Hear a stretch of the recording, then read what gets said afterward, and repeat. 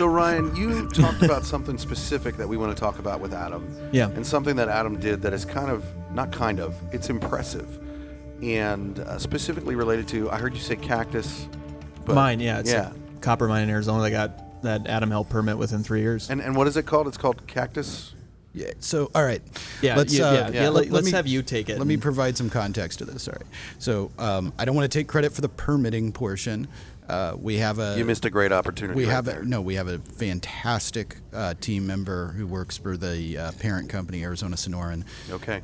Who is just an absolute genius in terms of having to figure out how do you line these things up and get through permitting processes. But this whole project started long before it was owned by the current company that owns it and operates it, a company called Arizona Sonoran Copper.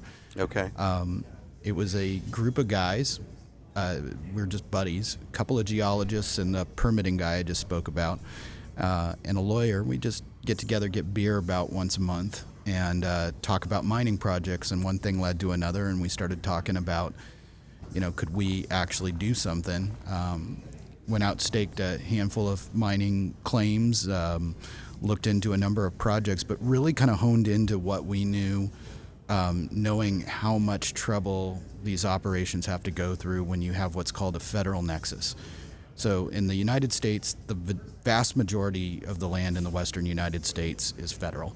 Okay. And any impacts to federal land, either directly or adjacent federal lands, constitutes a federal nexus under which you have to go through an evaluation under the National Environmental Policy Act, or NEPA.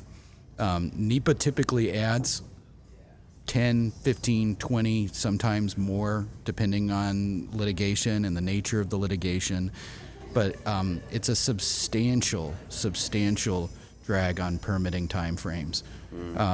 So what we looked for a project where we didn't have a federal nexus, where impacts had already occurred. So the site was mined previously between 1974 and 1984 by a company called ASARCO.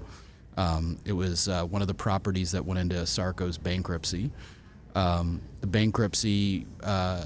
property was transferred to an environmental custodial trust, which was tasked with the care and maintenance of the property. So basically, when we started studying this in 2017, we looked at this and we said, okay, here's a property right now that at this point is a taxpayer liability. It's already had impacts. It's not like we're disturbing previously undisturbed lands. We're not asking for access to somewhere that a lot of folks have designs on. And it's in a pretty supportive community. I mean, just what we knew anecdotally. So we started really kind of honing into this. And typically, and I've been at this, I'm going into my 20th year in this industry. It's kind of crazy. I thought you were going to say you were going into your 20s. No. Oh, thank you. The check's in the mail, dude. Yeah, I don't feel like it. But I'm going into my 20th year here, and I've had projects that have just taken forever, and it's largely because we have to go through these really extensive NEPA analysis. We had a project I worked on in Arizona called Resolution Copper. I might have heard of them. May have heard of it. Large copper porphyry system deep underground between 6,000 and 8,000 feet beneath the surface just outside of Superior. Well, when I worked there, there was this group of old-timers that used to sit on a park bench, Main Street in Superior, and shoot the breeze every Thursday afternoon. And once a month I'd stop and visit with them, and there's one of the guys, his name's Mike McKee, since passed on.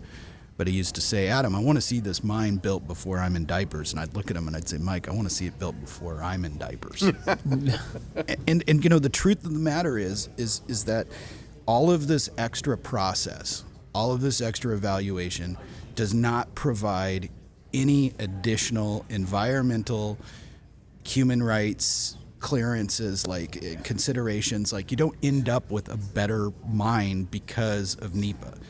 What you end up doing is you end up benefiting a whole bunch of consulting professionals like myself, lawyers, serial litigants, or the folks who and I'm sure some of the people listening to this podcast will appreciate it. I call it the environmental litigation industrial complex. These are folks who are out there and purporting to advocate for the environment and the protection of the environment, but actually in net effect do it more harm than good. Yeah.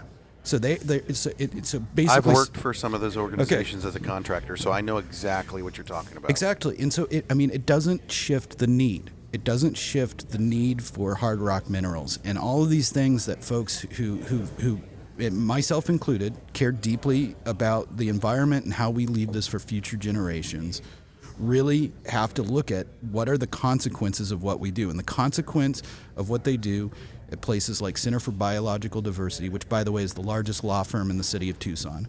Wow. What groups like that do is they don't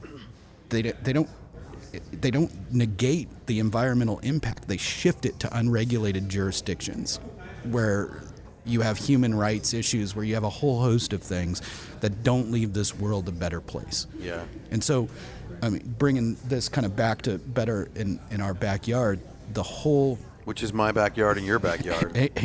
Everywhere on planet Earth is somebody's Absolutely. backyard. But we absolutely have an obligation as an industry, as professionals who understand how this stuff works, to try and move this stuff to places where it can be done responsibly, where it can be done with respect for human dignity, and where it can be left in a better stead for future generations, so we don't have to, our grandchildren and great-grandchildren don't have to go around cleaning up our mess. Yeah, yeah.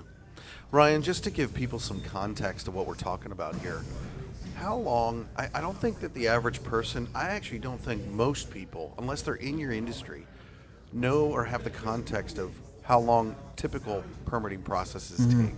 So why don't you talk a little bit about that? Well, there's a report that was released by S&P earlier this year that found on average that it takes the U.S. almost 29 years to permit a new mine. We're the second slowest permitting in terms of permitting new mines in the globe, in the world.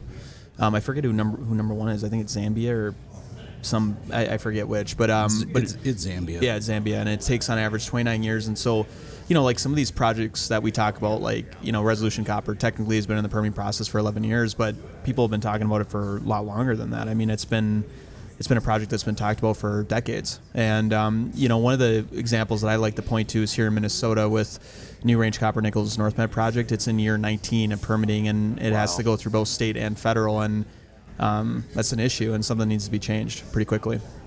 I mean, that's a huge investment. We were talking earlier about how time is money. Yeah. And it's like, I don't even know how to wrap my head around deciding to tackle that.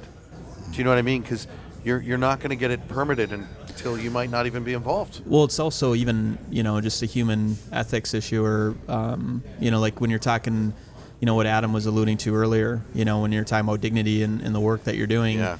Most of 70% of our cobalt is coming from the Democratic Republic of Congo, which has issues with child slave labor, forced labor, and a lot of that cobalt's being refined in China. And then we have to buy it from them to put in our Teslas and other EVs. And here in northeastern Minnesota, within the Duluth complex, we have over 80% of the cobalt reserves in the U.S., and we have 2 projects that are stuck in federal permitting in the area that are targeting cobalt.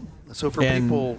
Go ahead. And then even if we were going back to permitting, even if we were to mine the cobalt here in Minnesota, we would still have to figure out where to refine it and where to smelt it. And we can't do it here in the U.S. because it's damn near impossible to permit a new smelter or refinery. Yeah. I got asked recently by a couple of folks who are aiding the transition of the administration from the current to the one that's taking power next week.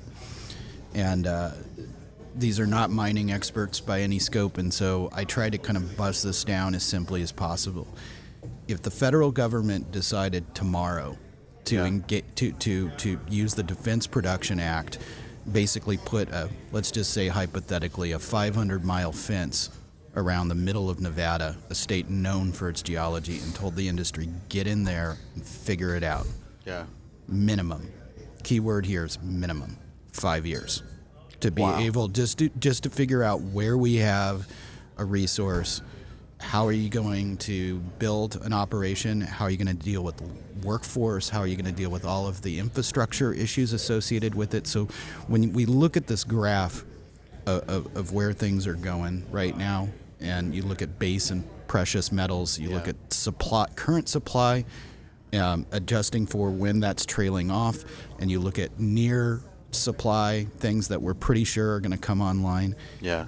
And you look at where demand is going, and it's not even close. Yeah. And this is within the next 5 years. And so when we're getting into the conversation about is it too late, the answer is it is, but that doesn't mean we shouldn't start trying right now. Well, you've heard the question.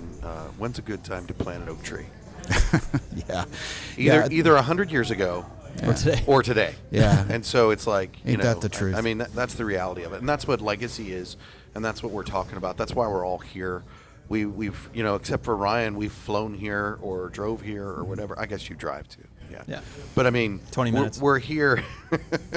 We're here investing our time, our money, and our resources because this matters. Yeah. It truly does. Better in our backyard matters. What you're doing matters, and that's why you guys are investing your time and your resources into this. So I'll throw out a couple of things here that I think need to be said, and I'm hoping that the folks who listen to this can start pushing this out as far and wide as they can. Yeah. First of all, if you've got somebody that you know in your life that you're close enough to that you can have a reasonable conversation with, and they are of the persuasion that they think mining is bad, Yeah. encourage them to join our industry. Yeah. That's the best. So you want to figure out how to reform this, how to do it better, join us. Yeah. All right? That's first one. Second one is you cannot solve complex environmental problems with theater. All right? Hoping, outraging your way, saying no, screaming no, buying an electric car, putting the stuff in the blue bin is not fixing complex environmental problems. Yeah. It is much more complicated than that. And I don't want to diminish the good everyday steps that people take to leave the world a better place. But it goes way beyond that. Yeah. But it all starts with the stuff that's on the periodic table. Yeah. And everything on the periodic table comes from one of three categories. You got stuff that is grown, agricultural products. You have extractives or mined materials. Okay? And the third category I call mined, M-I-N-D. That's the product of human ingenuity using building blocks in the first two categories. Second department of mine, fairy tales. All right? And you cannot fix anything with fairy tales. Yeah, that's the truth. That's the truth. Well, I really appreciate you sitting down and having this conversation. Thanks, with Adam. us. Appreciate it. We Thanks really for coming out appreciate here. it. Thank you, guys. Thank Thanks you for very making the much. trip from Arizona. Appreciate it. Talk soon.